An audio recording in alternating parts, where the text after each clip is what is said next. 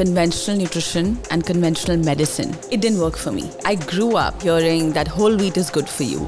Drink milk for calcium. Calorie counting is the way to go. Like, we've been taught all this at university. But these things are really making me sick. Nutrition, I wouldn't say has changed, but the way that nutrition is interpreted and presented to society is very different. We all focused on food as calories, food as fuel. Food is information.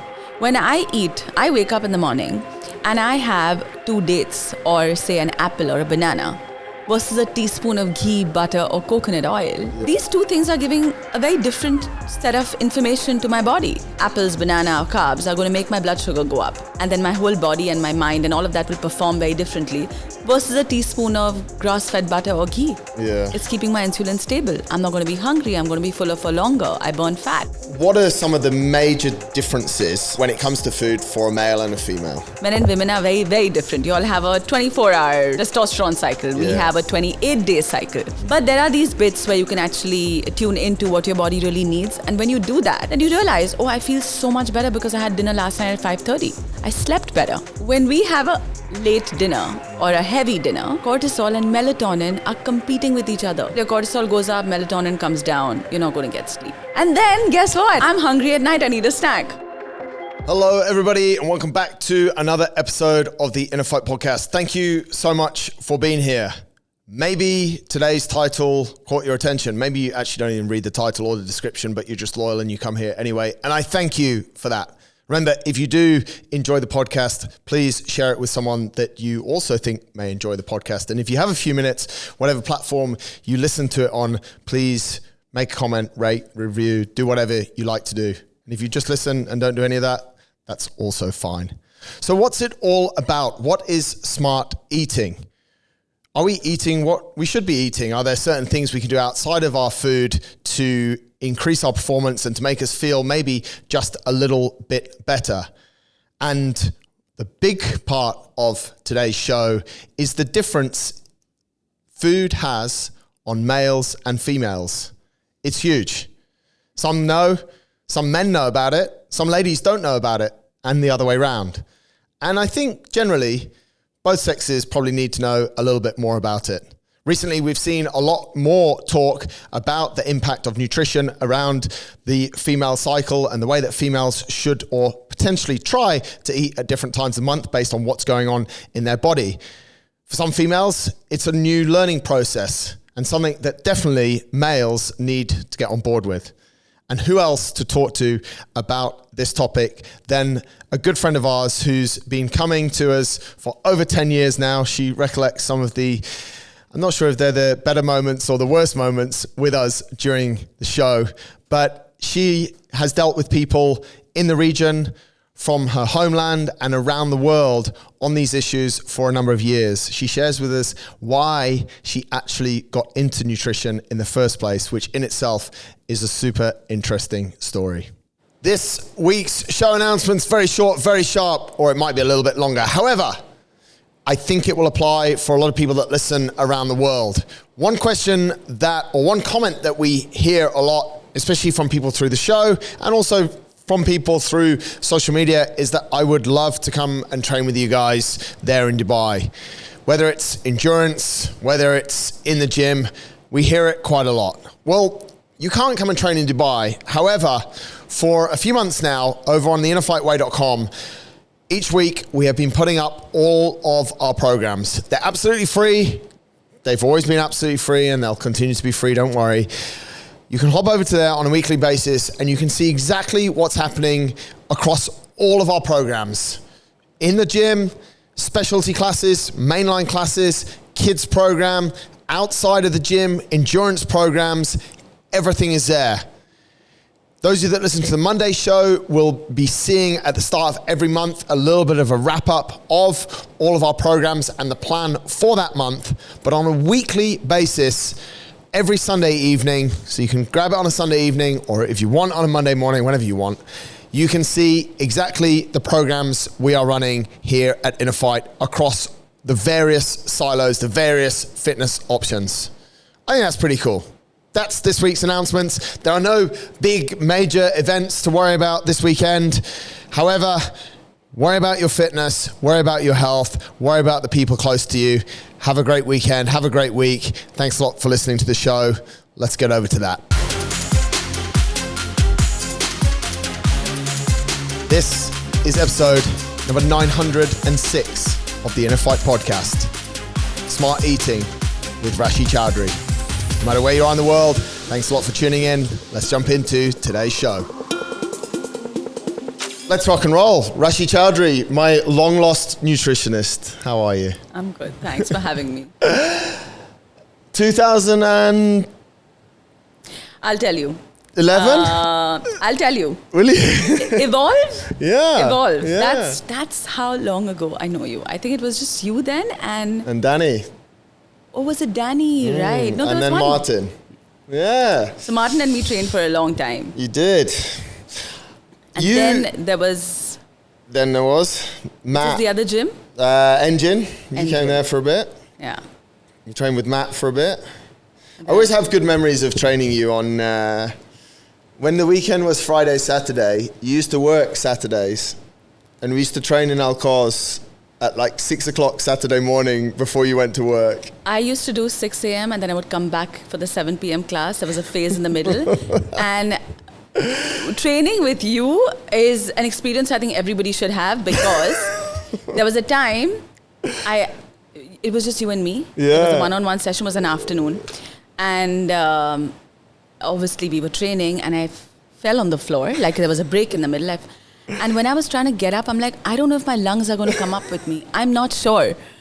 And it was torture. It was pure torture. And I just love Jamie. I love that I have Jamie in my life. I train with him every day. He's a bit more relaxed. I like it like that. I've just learned to like accept who I really am. And I'm so comfortable with that. I just love it. I love training with Jamie. I remember when I first met you and you were labeled Rashi the Nutritionist. I want to start from the start. What made you get into nutrition initially? So back then, Marcus, while I was studying, or before I started studying nutrition was not such a, like, people didn't know how to spell nutrition. This is in India, still don't. right? Or dietetics is what I was majoring in. Yeah. We didn't know how to spell it. And to be very honest, I did it because I grew up as a very insecure child. I had a lot of issues around like gaining weight, being fat. I used to hate my calves, like, these silly things, like all teenage stuff. Yeah. So I was like, it was very clear in my mind that I'm going to grow up, get married, have children, and I want to be a hot mom. And it's really sad when I say this, but like there are so many people in India who are like this even now. So many girls, we're brought up very differently. And I'm from a very conservative family as well. Now it's very different because they've grown up too. But the whole idea was, okay, get up, get married, get married, no work, nothing. And I just didn't want to be fat. And that's why I was like, oh, you know what? If I do this, at least I can take care of my body. Wow. Just purely because of that. But it's so interesting. I think that's a really good goal, though. I want to grow up, have a family, and be a hot mum. Like, that's actually a really cool goal. I agree. But like, I'm not that person. No, and I realized that only after I got married. Yeah. Which is also like, it has its own traumas. Because you realize too late, but like that's what it was. I just I can't imagine. I'm the least bit maternal person. Really? Like, I'm not maternal at all. I know this now. But yeah. When did you figure that? We've got all sorts going on here. When did you realize that you were not maternal? Actually, to be very honest, when I saw my brother and his wife have their baby, and I saw what actually a couple goes through and what the woman goes through, you have to be very selfless. And you have to do a really good job being a mom. It's a big responsibility. And I see how she does it. And I realized this is just not me. I cannot imagine a day where I'm very selfish. And I'm very okay being selfish, I'm happy with it. I'm okay with it. And I'm just not mom material, So I can be, she's cool. My niece and I love her to bits and I'm so happy I can experience this through her, with her. But being a mom is a whole different ball game. You make me feel so much better. I remember asking you a while ago, actually, and you were like, no, we don't want to have kids. Yeah, you were very clear about it. But you put it in such a great way. Like, it's such a selfless role being a parent, because you're, especially for that early part of life, you're thinking about, like, you're never thinking about yourself. Or you shouldn't. You don't have the luxury. Yeah. You do not have the luxury. And I've seen that with my clients as well. Yeah. And I am very different. I want to look a certain way, feel a certain way, do so many things with my life and my time that it would be very difficult for me. I would maybe start resenting the child as well, and I've seen a lot of women do that, and not everybody is open about it. Yeah. But some are. And yeah. It's crazy. Yeah. So how you studied nutrition. If we look at, well, the time that we've known each other, the last 10 to 15 years, nutrition, I wouldn't say has changed, but the way that nutrition is interpreted and presented to society is very different. Correct. What's going on? See, to be honest, I have come to realize that conventional nutrition and conventional medicine, it didn't work for me, right? Like, I grew up hearing that whole wheat is good for you, drink milk for calcium, calorie counting is the way to go. Like, we've been taught all this at university. But these things are really making me sick. But I realized that only through, I landed up with a hormonal recurring condition called endometriosis. It's an autoimmune condition. Nobody knows what it is. And 1 out of 8 women have it. So whoever's listening, 1 out of 8 women have endometriosis. They just don't know about it, right? It's diagnosed really late. It takes about 8 years to actually diagnose. But anyway, coming back to what you were saying, I think so much is happening because there's an evolutionary mismatch, Yeah. Things outside are changing so quickly. But internally, genetically and physiologically, our body can't catch up. So what we are eating, and agriculture has changed so much. It's just 12,000 years ago, everyone has a different take. 12,000 or 5,000, I'm not sure. But it's complex. Yeah. The point is, it's changing so fast, even though it was just 12,000 years ago. Our body can't catch up. So I feel things are just changing. Some people are so sensitive to gluten. And some people are, very few I think, are okay now. I don't know if you, do you have a take on it, or? I mean, it's what you said, the speed at which we've changed is the problem. I actually don't, if we take something like gluten, yes, scientifically we understand that people have allergies towards gluten, people can't process gluten properly.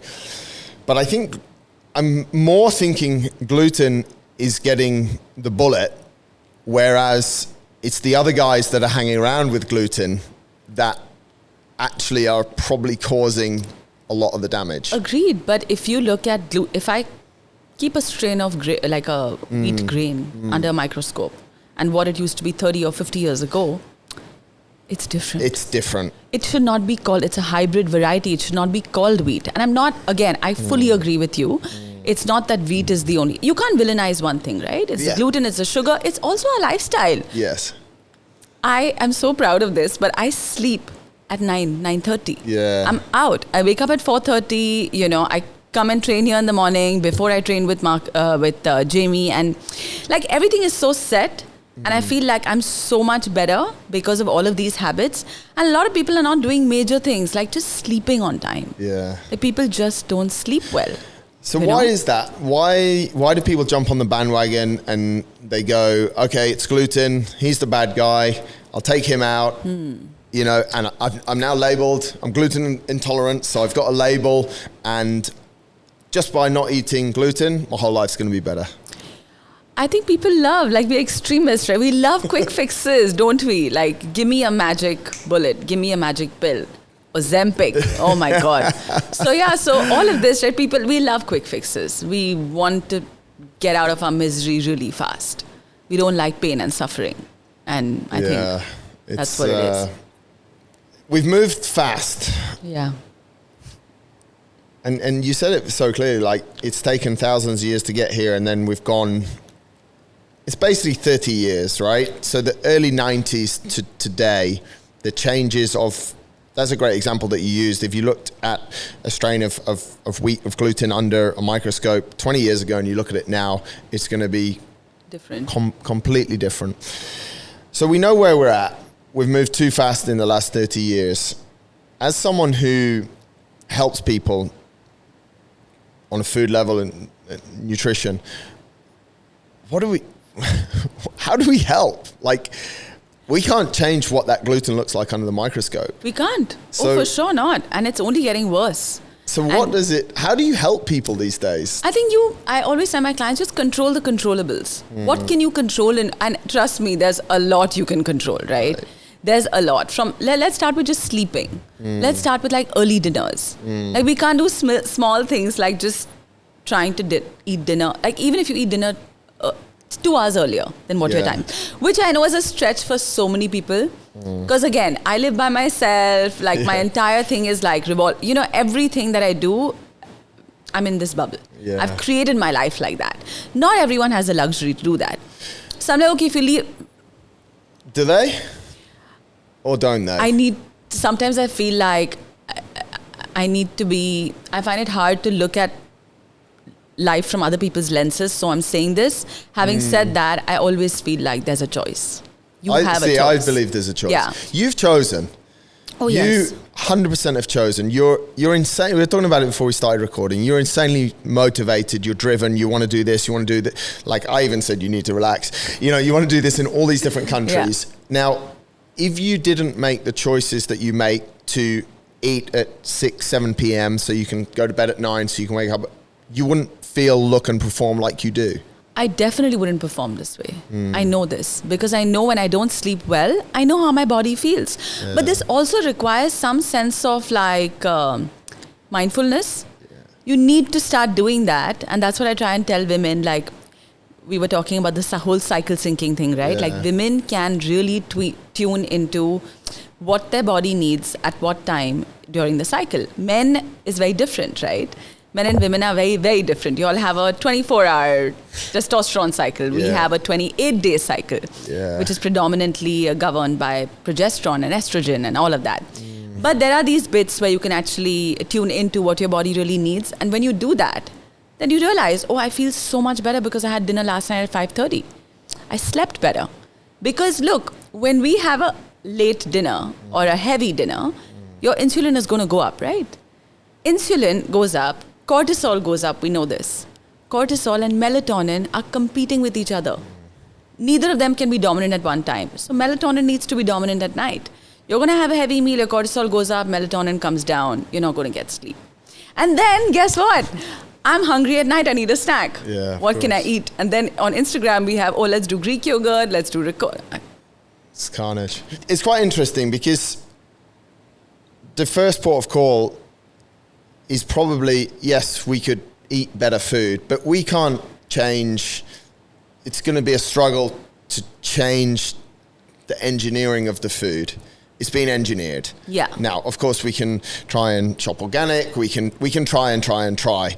But we can also attack, what you're saying is we can attack things from a different angle by actually, like you said, be more mindful, understanding that if we eat earlier, there's going to be benefits in that. So even eating the same meal that you would eat at 9 p.m.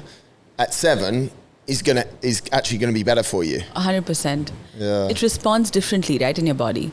I love this, right? They say food is information. Yeah, right. Have you heard this? No, go with it. Wow. So they say, first we all focused on food as calories, food as fuel, food is information. When I eat, I wake up in the morning and I have 2 dates or say an apple or a banana versus a teaspoon of ghee, butter or coconut oil. Yeah. These 2 things are giving a very different set of information to my body. This one is going to make the apples, banana, carbs are going to make my blood sugar go up. And then my whole body and my mind and all of that will perform very differently versus a teaspoon of grass-fed butter or ghee. Yeah. It's keeping my insulin stable. I'm not going to be hungry. I'm going to be fuller for longer. I burn fat. So food is information and I cannot, cool. The more I think about it, the more I feel like it's true. So some women will be like, listen, but I'm always hungry. I'm like, okay, when you feel like this the next time, tell me what you ate 2 hours before. Because you've given your body that information, But I love telling my clients, coming back to what do we do and how do we help. I feel there are 4 basic things Forget about calories, forget about macros. I'm not a fan of calorie counting. I don't know what you feel about it. Are you? Right. I think there comes a point where it's important because to quantify volume of food. Now, we've been through this crazy phase, haven't we, of, MyFitnessPal was a great tool when it first came out, and then it really screwed us over. Yeah. And, like James Smith is an interesting guy. He spoke a lot about calories, and he was very aggressive at the start. He's a bit more relaxed now, but his theory is still the same. And it's thermodynamics, right? It's facts, it's science. There's a certain point, but I don't like, and I have it sometimes here at the cafe. People will come in and they'll see something on the counter and they'll be like, "Oh, do you know how many calories is in that?" And sometimes we tell them no. We know exactly. Sometimes we tell them no. And then sometimes we'll be like, okay, yeah, it's like 200 or 250. And then it's like, okay, so you're going to eat this, whatever it is. For example, a cookie out there, a few hundred calories. It's exactly what you were just saying. It's predominantly fat-based. So it's got almonds, it's got coconut oil in it. It's going to make you full. You're going to have it like 9 o'clock in the morning, and you're going to be full until lunchtime. Correct. You can go and have an alternative, or you have nothing. Or people come in and they'll take bananas out of shakes. They'll take all sorts of stuff out of the shakes to make them less calorie dense. And 100%, 2 hours later, they're starving again. Correct. So whilst we need to have an awareness of calories, people's interpretation and understanding, like not all calories are created equal. And that's why the multiplier of carbohydrates, proteins, and fats to calories is different. Correct. No, I agree. But I'll tell you, because I've been in this whole zone of let's count calories a while ago, and I think it's always important, whatever technology, it's not a technology, but whatever you use, you have to know, what are you in relation to that? Yes. That's so important, right? Yeah. Like Instagram can be hell for someone and a completely different productive revenue generating app for another, right? So you have to know who you are in relationship to. Same thing with calorie counting. What I've noticed is women, I'm going to say women because 95% of my clientele is women, they get very complexed with it. Then everything becomes about calories, because again, at the end of it, a lot of us are extremists. We need something to obsess about. We love obsessing because we feel more alive when we obsess as well, right? Whatever it is. So I'm not a fan of calorie counting. I feel you can at the end of it, again, it's all science. You have to eat lesser or smarter or whatever you want to call it, right? For the calorie deficit to happen. You can, I believe, and I've seen this with my clients, you can go into calorie deficit by doing a couple of things. Number one, I think starting your day with fat instead of a whole lot of carbs. So don't wake up to a fruit. I love, not the bulletproof, but I like adding a I was going to ask you, should we bring back bulletproof coffee? No, I love having it, but I have only a teaspoon of butter in it, like 5 to 7 grams, not more. Grass-fed butter, add some lion's mane, add those type of things based on where I'm in my cycle. So I'll do that in the morning. Wow. And then, protein and fat for breakfast. I don't feel you should do carbs for breakfast because that's going to keep your blood sugar stable. Or at least reduce the number of carbs that you're having. And then I always tell people to add enough vegetables in the ratio of 1:3. Right. So if you're having a cup of rice, it has to be 3 times the vegetables. There's no way you're going to eat more rice then. Right? So just that small twist in your mind, that the ratio of my carb to fast carb to slow carb, which is rice to or potato starch, whatever, to vegetables should be 1:2, 1:3. And then, of course, make sure that the protein is... I feel protein is always king. You need that minimum 1 gram. Like everybody needs that, And then if you're having early dinners, like if you're doing these 3, 4, 5 things, right? Then you're set. I feel like you don't need to count calories, Yeah, I'd agree. And one trick that I use with a lot of people when I'm sort of helping them a bit with their food is just pictures of food. Oh, for sure. Is so much better. Yeah, I learned this from you guys actually, and I started this whole thing of telling my clients, send me pictures. Just send me a picture. Yeah. And it actually creates, with WhatsApp, it creates on the, it just creates a really good reel, and you can actually compare and go through. Correct. And you can we sit with clients, but folks, you can sit with yourself and just look at, because it's undisturbed of what you've eaten, how much it is. Yeah, and you'll always see a correlation. When you're really doing well, when you go back to pictures, you also remember the feeling you had when you were eating like that, where you were, what were, so I think it's a great way to track everything. Nutrition's a lot about feelings. I think food is all about feelings, right? Yeah. For a lot of us, food is emotion. Why is it? Because of how we were brought up. Right. Our first experience of this world is sucking on a nipple to get food out. Like, we are literally consuming milk. That's our first experience. That brings bonding with the mother. Then after that, we have so many, even when we fall down, and our mother picks us up and says, oh, you know what? Stop crying. I'm going to give you a chocolate. Okay, yeah. Eat this to feel better. We're always fed to feel better. We're so trained. our brain is obviously trained to that. Are you worried about the younger generation and levels of obesity? Oh my God. It's really sad because I have 8-year-olds who have type 2 diabetes. And now the mothers are here because they're like, she's going to have to go on insulin. This is not type 1. This is type 2. It's not autoimmune, it's lifestyle. But most often when I'm looking at the mother, I'm like, I think you need to do this so you can change it at home. Because most often the mother will also be somebody who's not had the best eating habits, somebody who's overweight. Father's never involved in what the kids are eating. You know what I mean? It's a lot to bring up a family and bring up kids who are Why are there so many obese kids? I think it's... Be controversial if you want. No, I think it's the parents, to be honest. How does the kid learn? I agree. It is the parents. 100%. Well, that's what I think. Yeah, and I think this is controversial, so I'm not even sure if we should continue this conversation because there are some who are very aligned, and they will make sure that the kids are cooking together. They will make sure they take them to Spinneys, Waitrose, wherever, to the grocery and pick up vegetables and fruits and things like that. But some are just not into it. And there are some women, what's worse, and again, I'm going to say women because I deal with them. They are so caught up in what they weigh and how much they weigh. And the entire world revolves around that.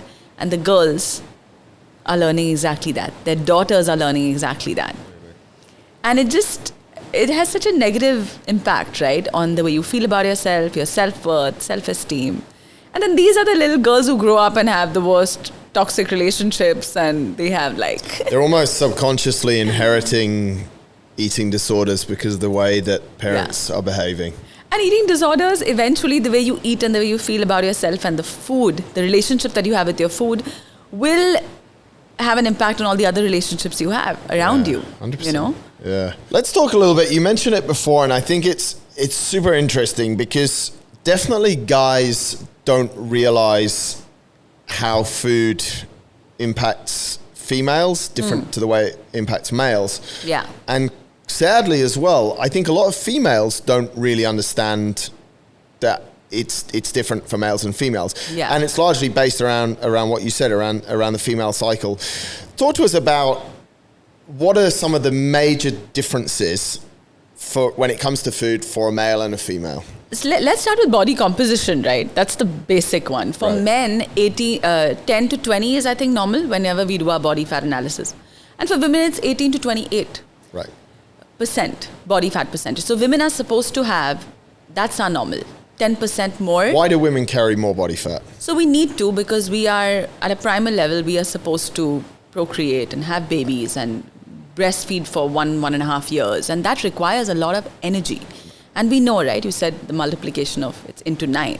1 gram is 9. So you're storing a lot of energy for all of these important things. Also, the most important reason why we need more fat as women is pregnenolone. Pregnenolone is the mother hormone of all the sex hormones. So progesterone, estrogen, all the women listening who have issues, and there are so many who have issues with their sex hormones, they need pregnenolone. Pregnenolone is the mother hormone, and that's a steroid hormone. It's made from cholesterol. It's so sad that when women have high cholesterol levels, high is say 180, they're put on statins. 180 to 220 is now normal. That's optimal. So when my clients are below 180, I'm like, something's wrong. You've been on too many low-fat diets or, Anyway, so I think that's the first thing. So women definitely need more fat compared to men. Calcium requirements are a lot higher for women, almost 1,200, and for men it's a lot lesser, it's about 1,000. I think it's also got to do with the fact that our bodies work on a 28-day cycle, and for men it's a 24-hour cycle. For you guys, it's about testosterone, which is why there's more consistency in everything you guys do, right? So with testosterone, because it's a 24-hour cycle, it's linked to the 24-hour Earth cycle, right? The sun and moon cycle, right? So your mood, your performance, your sleep pattern, your libido is all consistent, sort of. For women, like I said, it's a 28-day cycle. It's based on estrogen and progesterone. So imagine our mood, our libido, our performance, and our sleep patterns are all based on this 28-day cycle. So we can't look at how I feel today. And this is what I do. Like I told you that I want to do it on the 13th, not the 5th, because I was on my period then. Right. So I'm like, I want to do it in my follicular phase because I will feel very different. I'll want to do this. My energy will be different compared to when I'm on my period. I'd just not be, feeling it. Wow. It's empowering. Like, this is just one of the things, and this is just tip of the iceberg. Like, so this is the workshop, right, that I'm talking about. Called it Body Literacy. Yeah. And one of the things I'm really leaning a lot into is cycle syncing. And I'm still also in the process of embodying it fully, but I feel like women need to start feeling that period is our power. Yeah. We don't feel it. At least I don't feel it fully, Yeah. And I think it's so important because as women, if we don't feel that now, we're not going to leave behind a generation that's going to be, of course. It's a big issue. But anyway, the point is a lot of women sadly don't even know which phase they are in their cycle, right? A lot of women don't know that. Why do you think that is? Why do you think education around the female body cycle that's been with us for all of these thousands of years is so bad? I think it's because women are made to feel, or women feel, I won't say made to feel because now we're living in a day and age where we can choose. So I don't want to say victimize. Yeah. We could start with patriarchy. We could start from there, 18th, 19th century, the Industrial Revolution. Like, there's so much there. But I think the core is even in religion, if you see, whether you look at the Vedas, you look at the Greek mythology, you look at Christianity, period and menstrual cycles are related to shame, guilt, witchcraft, a lot of gross things. So that information has been carried on for years now. And again, when I was doing this workshop, I remember saying that, I put it on the slide. I'm like, okay, how many of you women relate to my period is my power? And maybe 2-3 women who raised their hand because I think they just felt. Yeah. I don't feel it. Because a month and a half ago, I was on my period and I was in India, and I called up my mom and I said, there was a religious ceremony that was happening at home. It's called a Havan. We light a fire up and stuff for evil to go away, etc., etc. Anyway, so I called up my mom because I was not living with them, and I was like living wherever. I called my mom and I said, listen, Mom, I'm so sorry I've woken up late. I'm not feeling so well because I'm on my period, but I'm coming. I'll be there. I'm not going to miss it because I know that she wanted me to attend it. Right. She's like, oh, you're on a period? No, don't come. It's fine. And I'm like, are you for real? Because I've not lived with my parents for a long time now. So I've forgotten these things, I'm like, did you just say that I should not come for this because I'm on my period? She's like, yeah, it's okay. Don't come. It's fine. I'm like, Mom, that's so sad. And that's when I realized, I'm like, how will I feel that my period is my power? Because on my period, I'm asked to You've been ostracized. Literally, and there are some women who are not allowed to, and this happens even now in India, they're not allowed to sit on the same table with their father-in-law and their husband and serve them because they're on their period. There's a couple of different religions that forbid, let's use forbid. During their cycle, I was actually reading about it a few days ago. Yeah. And the author in the book I was reading tried to put a positive twist on it, that actually, because they're ostracized during that time, when for both for example, the husband and the wife, when the period is over and they come back together and they're allowed to sit together and have contact, they'll have better contact. I was like, this is fucking terrible. Like, it's horrendous. Again, it goes deep into religion as well, you know. Yes. And of course, there are a lot of mixed scriptures. Like I think Christianity also has. I haven't gone. It's not my expertise, but from whatever I understand and from my own experience and with my clients, I know that no woman feels that period is a power. No. But if you tune into what's really happening inside your body and you start using it to your advantage. Yeah. Again, not everybody can always do it, but at least you're aware. Yeah. At least you know, okay, you know what, I don't feel so good today because you know what, I'm in my luteal phase. Yeah. And I'm not going to be able to perform my best. So if I can change the dates, why not? Yeah. You know what I mean? Yeah, absolutely. No, it's absolutely genius. Yeah. I mean, if you have that awareness, and I know it's probably not always like bang on because things can go however things go, but Absolutely. if you can potentially arrange an appointment, arrange a holiday, arrange something around a time where you're probably going to feel better rather than worse. Why not? Why wouldn't you do it? And you feel it, you know, you'll feel it inside. Like it's crazy. So when I was thinking about this podcast, I was like, wish Holly was sitting here and asking me things because she would just like get me. Yeah. We should have brought her in. But I think, I feel there's so much women can do with their period, but because we don't know it.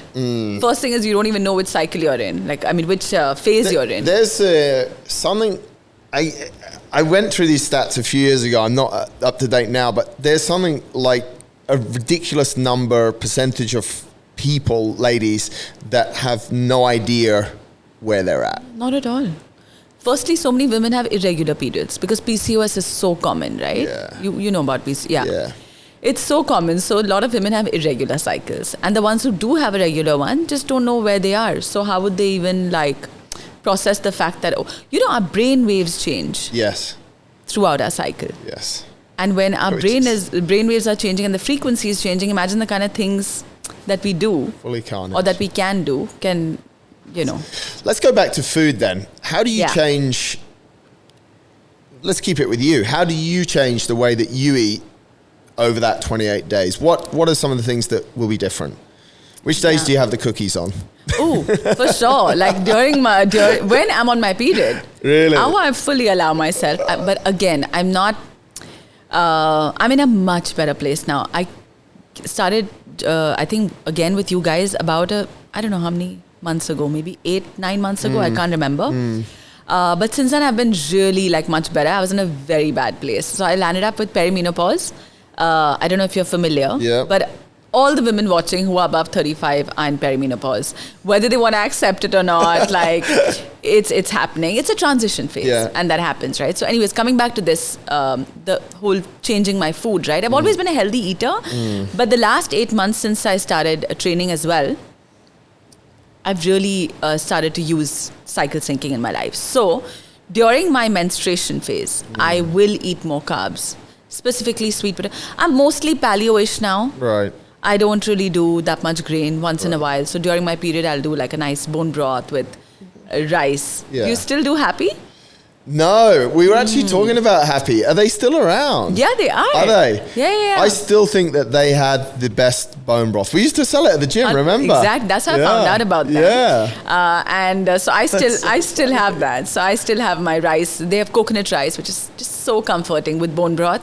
Yeah. And they do grass-fed lamb and things like that as well. So I trust the founder. I forget his name now, but I trust the founder as well. So Lauren Frangi. Paul Frangi. Is Lauren his brother? There was another guy that was his brother that was doing, that actually was the sales guy that was selling us. Yeah, it was Paul Frangi. Okay. Maybe it's not Lauren. There's another guy. No, I mean, I know Paul. I've seen him around as well. Yeah. So I still do a lot of the stuff from there. But I will make sure I do a bit of rice and sweet potatoes because our body needs the carbs. So explain that. Why in that phase do you need more carbohydrate than you need in the other phases? Right. So I'll tell you, the menstruation phase is where we're bleeding, right? All the hormones, progesterone, estrogen, FSH, they are all at, LH, they are all literally lying lying low. We don't have that stimulation happening in our body, except for one hormone that starts to rise, but otherwise it's all low. You're also bleeding at that time, right? It's a very inflammatory process that's going on because literally your uterine lining is breaking down, tearing apart, and then bleeding. So it's a very inflammatory process. You do feel more, you have delta waves. Right. We have delta waves at that time in our brain. And that means there's deep rest and relaxation, and you'll feel tired and fatigued. And so you want comfort at that time, which is why I think we lean more towards, or my cravings will be the most around that time, you know? So I give in. Right. Plus, I've noticed personally as well, and a lot of other women feel this as well, when they're eating enough carbs, they're bleeding enough as well. Right. We need to bleed anywhere between 25 to 80 ml. Yeah. And that's important. So that's why I'm doing the carbs there. So that's why you do it. Then. Also, what's interesting is, although we have these delta waves, we also have weak theta waves. And theta waves make us, like, we lean more towards introspection, self-reflection, a lot of emotional processing. So it's a great time to schedule your therapy sessions. Right. Journaling. I don't know how many women are into it, but like cacao ceremonies or, you know, just like stuff which makes you think more about what brings me joy. Is there a fine line though? Because maybe you're a little bit more, like, you're more emotional, so it's good that you can get emotion out, but can it backfire that you just go into... I think that mostly happens just before the period. Most people on their period, women feel more like it's a release, and you're more relaxed. Yeah. But before that is a very challenging time for a lot of women, and a lot of things can be done to like settle that out. That could probably be a progesterone issue. Yeah. But yeah, during menstruation, these are the brain waves, you know. Right. So it's also a good time to maybe just spend more time by yourself and not socialize too much, because you're not going to feel your best at that time. Yeah. That's cool. Yeah. And so when it comes to food, it's basically these. And because it's such an inflammatory process, we need to have anti-inflammatory stuff. So ginger root tea, cinnamon, these are highly anti-inflammatory. You know, adding them in can really help. Turmeric. Would you increase the dose or only have like high inflammatory foods during that period? Or would you suggest for people to use them all throughout and have additional? I think it would be additional. Yeah. But because we all need to be anti-inflammatory. Like we need to eat foods which are because inflammation is... It's huge. It's huge. It's interesting because I often think about supplements and maybe we could talk about that as well. Like for a long time I used a lot of supplements. Not anything crazy. Vitamin D, fish oil, vitamin C, turmeric, like all sorts of different stuff. Creatine, since I was just finished diapers, all this kind of stuff. Yeah. But over the last 5 to 6 years, I don't really use them at all. At all? At all. Okay. And I rarely get sick. When I start to feel that I'm getting a bit sick, I'll then make my magic juice, which is like shit tons of lemons, loads of ginger, turmeric, some herbs, oregano oil. Nice. And I drink 2 liters within 2 days and I'm good again. Wow. Okay, you have to give me this recipe.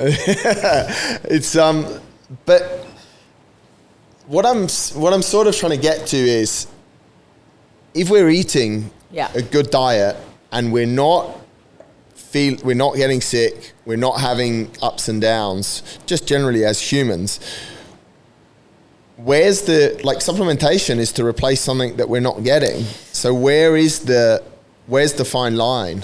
So see, I used to feel like this as well, right? But 2 years ago, because I told you I had this whole perimenopause situation, I realized the importance of supplements in my life, at least.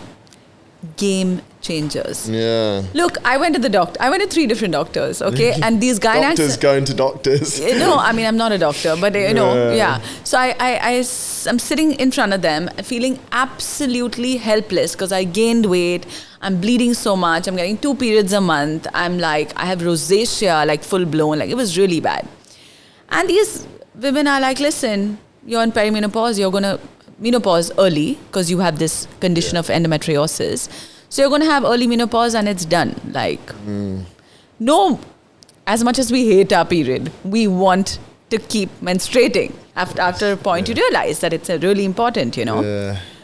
And they said, listen, the only option is hormones. Or you insert, you know what an IUD is? Yeah. Insert an IUD or get on oral contraceptives. That's your only option. I was like, no, I'm just not going to do that. I'm not going to cut off the communication between my brain and my ovaries because I'm going through this. I need to find a solution. And that's when I brought these really good quality supplements into my life, which changed everything. Marcus, I had night sweats. I'd wake up at night with just sweat trickling, way more sweat than I should. It's because you do nothing here, right?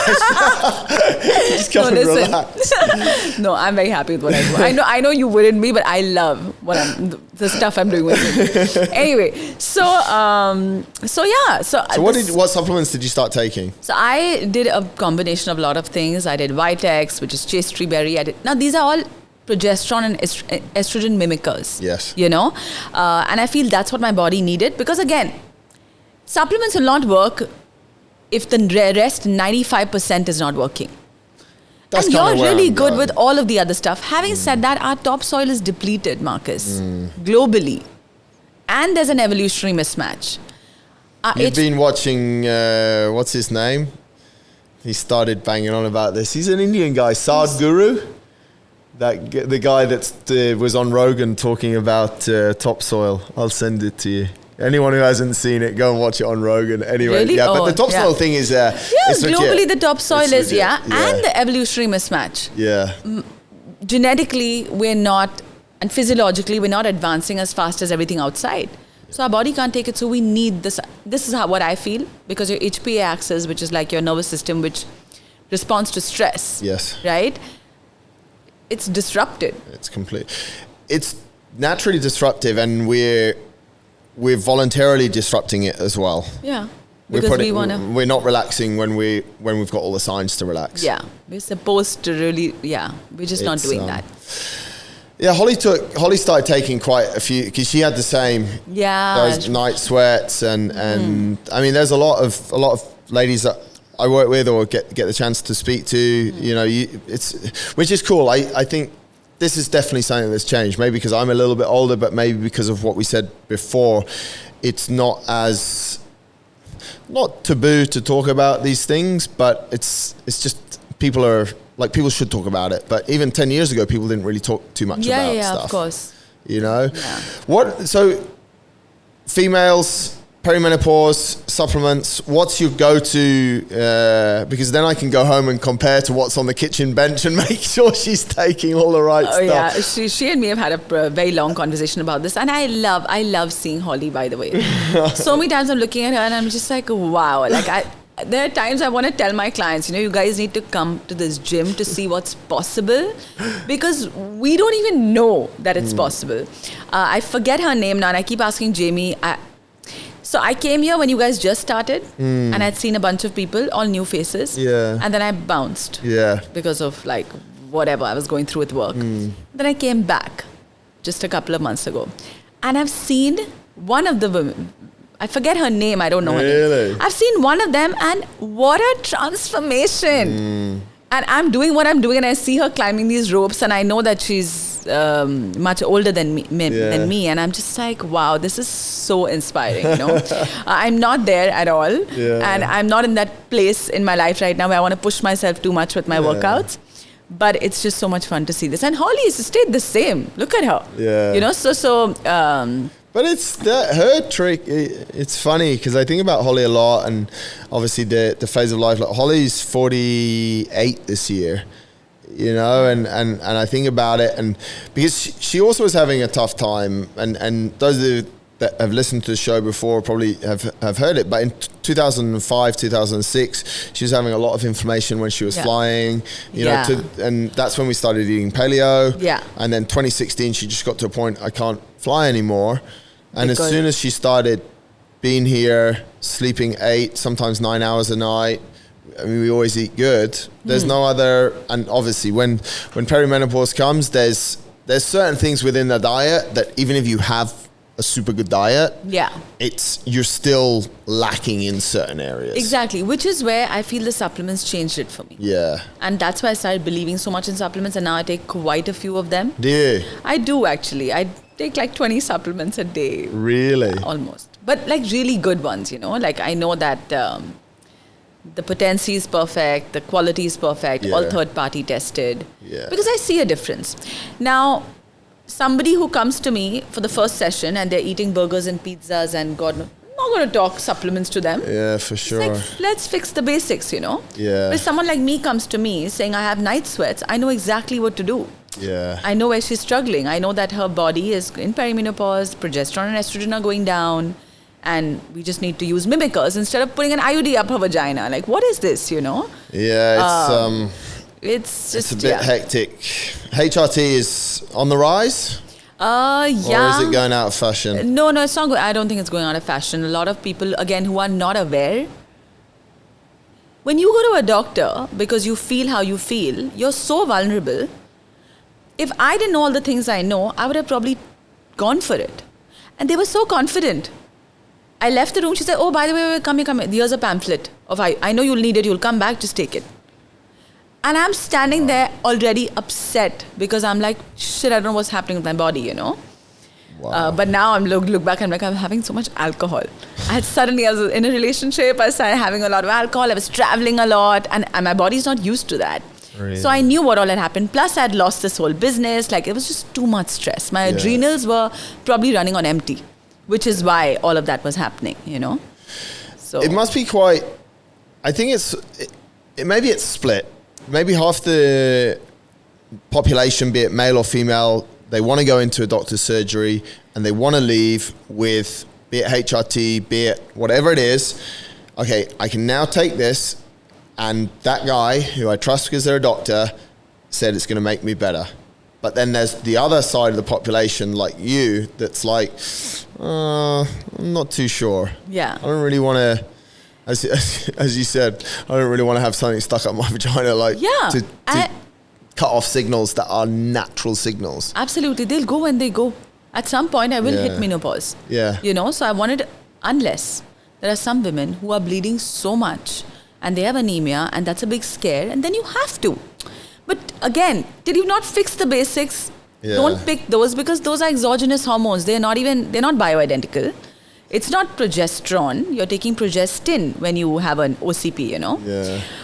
And that can have a lot of other effects, but sometimes you need it, and that's okay. If you've done everything else, nothing else works, please take the medicine. It's there for a reason. It's crazy in an age where we have access to so much information that we're so fucked. Absolutely. And I don't see it getting better. Sorry, I can't articulate it in a different way. It's not even getting better. It's not going to. Yeah. You know, like I was talking to Jamie the other day. I was like, you know what? Instagram, for example, it used to be so different earlier. Yeah. Now it's so different. It used to be fun. It used to be so much fun. All you had to do was choose which filter you want. Yeah, that's all. That's it. Who gives a fuck about the text, the this or that? It's the reach. It's not even the reach. It's the shares. It's not even the shares. It's the, oh my God, the non-followers. How many non-followers has this particular? And you know what? Right now I'm in it. And I'm doing it because I'm in the middle of scaling my business, you know. So these things are very important. So a lot of times, anyway, I don't know why we're talking about this. Yeah, just it's to this. good. It's interesting. But it's crazy. It's just everything is just too.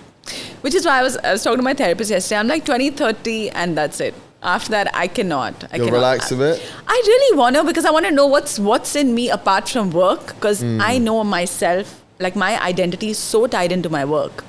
And I realized this more so when I lost Protein Bake Shop. I felt ripped. I felt like, who am I? I felt it was a very, like, God forbid, imagine you wake up tomorrow and you're like, someone's gone. You don't have InnerFight. What do? It's your baby. Like it's everything to you, you know. So anyway, so I realized I was like, okay, I have to do something, which is why I started Play. But I just realized, no, this cannot be. I cannot just be this person. I'm sure there's more to me and I really want to discover it. But now it's not the time. It's good though, because you're fortunate because you still have time. A lot of people realize that their identity is their work far too late. Yeah. And then when they stop, there's actually nothing to live for and they die. Correct. Which is what I told you, right? With Protein Bake Shop, it's just so many lessons. Yeah. And this was one of them that I have to They are. I mean, it's all lessons, isn't Yeah. it? But it's you can go to lessons in school, you can listen or not, and you can take action on the information you're given or not. And it's exactly the same as what we're saying here. You can go to the doctor, you can listen, but at the end of the day, there has to be this elevated self-awareness and actually, like what you said, what is my identity? Who actually am I? That's a really deep question, right? And for us to be able to answer it, I think it's so important for people. Of course. Why? Why is it so deep? Because, Marcus, if you ask me who am I, like I mean, it goes into, I think about spirituality, or I think about like, I don't know, it's a very deep question, man. Who are you? What do you think you are? Who are you? I know exactly. Tell me. Purpose-driven, focused, vision-focused, always learning, holistically ready, getting better in life. Okay. That's because I've done a lot of work on it. I mean, if you say it like this, then I would have a lot of things to say, in this style. But when you say, who are you? I was thinking about the whole spiritual aspect. It's hard, isn't it? Yeah. I mean, it's when you ask someone, who are you? The initial reaction is, well, I'm Rashi, I'm a nutritionist. Right. Like that's your, what is that? That's your social identity. Ask anyone in the gym or within any community that you're in, like, who's Rashi? And it's the same. Who's Marcus? He's the guy that owns InnerFight. Okay, but who actually is he? Yeah. What's actually is... because the reason actually why this is quite a nice segue is because it underpins a lot of what we're talking about when it comes to nutrition. Yeah. Because it's the same of knowing how your body works, knowing that it goes in a 28-day cycle, is knowing yourself.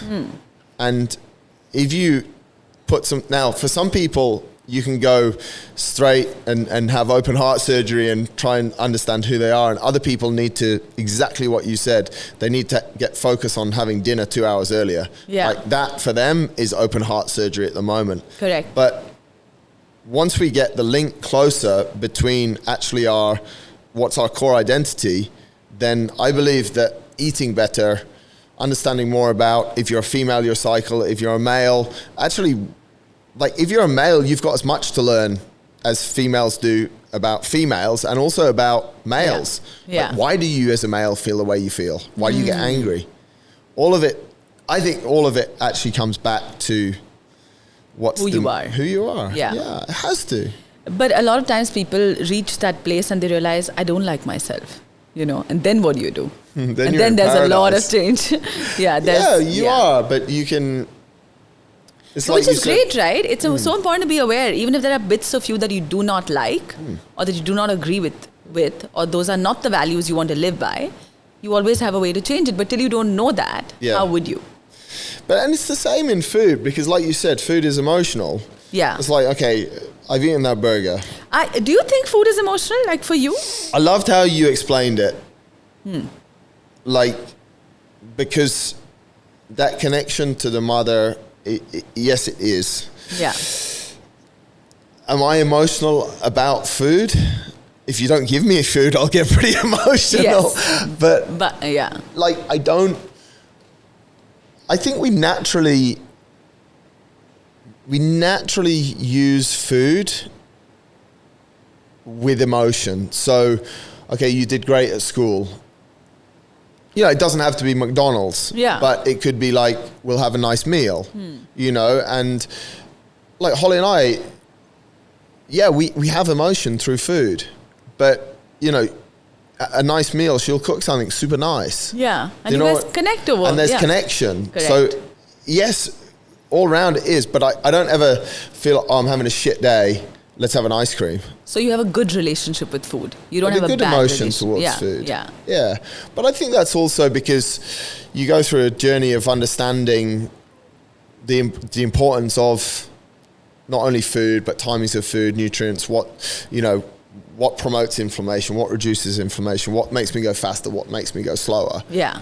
And that's a personal, that's what you've dedicated your life to as well. And that's almost what I've dedicated my life to try and figure out, okay, the law of thermodynamics is this, and we need this. Yeah. So let's figure out how to get the best stuff. How much importance do you give protein? A lot. So much. Yeah. Yeah. I mean, I'll be honest, Rashi, I don't, like in 2017, I was eating so much protein.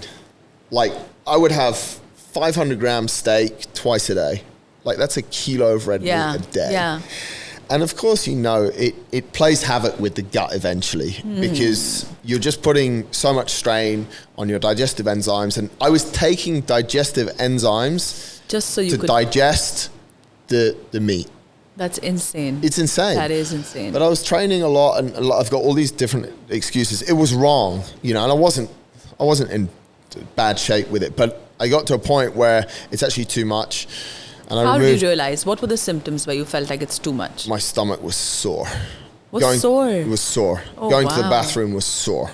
Oh, wow. Like literally. And I just feel like there was constantly a rock in my stomach. Oh, my God. Yeah. Yeah, I went, what's the place? Herbal Treatment Center. I had a whole series of colonic. Oh, it was you did horrible. the hydrotherapy. Yeah, that didn't work for me at all. It made me, nothing came out, firstly. Nothing came out. And it was just... Everyone's like, it's going to feel amazing. And so long story short, I reset my relationship with protein. Yeah. By not eating animal protein for 7 or 8 months. You went vegan?